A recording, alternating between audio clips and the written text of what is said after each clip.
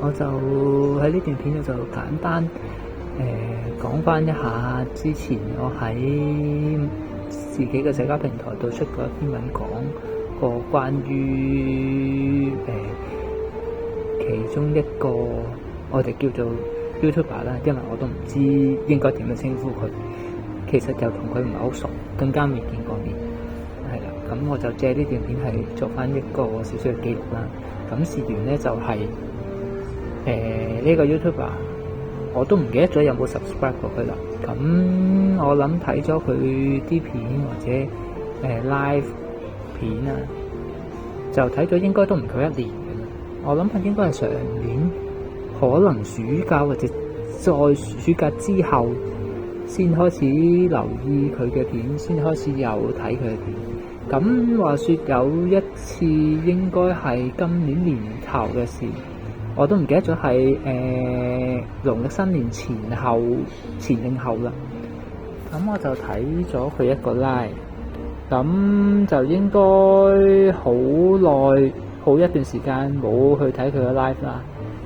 講緊可能2-3個禮拜或者成個月啦。咁突然間嗰次入到去睇個 live， 同大家 say 完 hi 之後咧，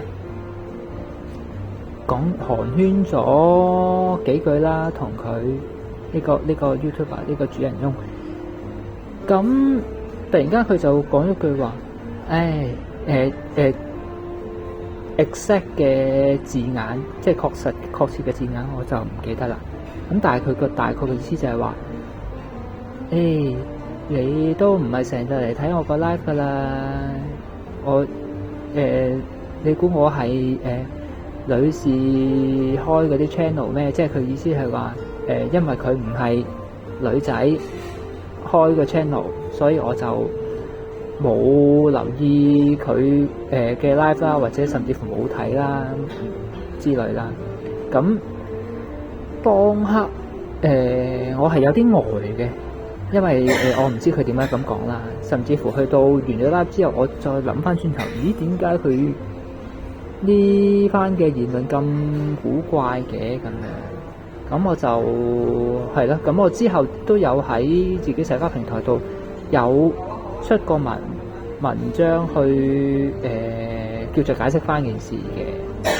咁其實我諗以我嘅自己嘅性格啊，我 subscribe 一個人嘅 YouTube channel，或者係其他平台嘅 channel， 主力係建基於兩樣嘢嘅啫。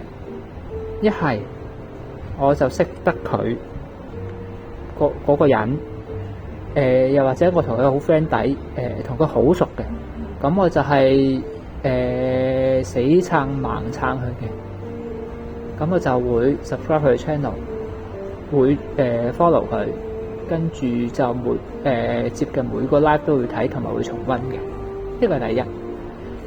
第二就係我唔識佢或者同佢唔熟，但係我睇過佢嘅 live 嘅片或者重溫過佢嘅片，我覺得佢係有質素嘅，講嘢係到 point 嘅，到位嘅，言之有物嘅。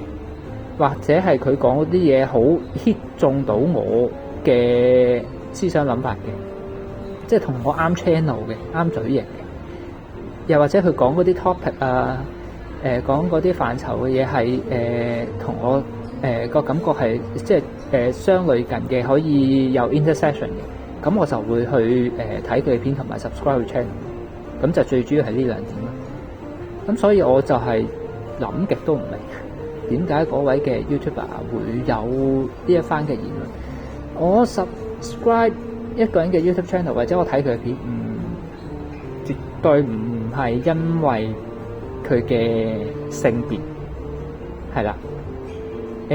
我除咗某一啲女性嘅本地人或者生活喺外國嘅香港人，佢哋開設嘅 YouTube channel 之外，好多男士開嘅 YouTube channel 我都有 subscribe， 我都有睇 live。係，咁我今次就拍翻呢條片去做翻一個記錄啦，我自己記錄啦。咁我又唔係一個正規嘅 YouTuber 啦，咁下次唔知幾時再突然間 upload 一段片上嚟，係咯，咁今次呢條片就呢度先啦，大家後會有期啦。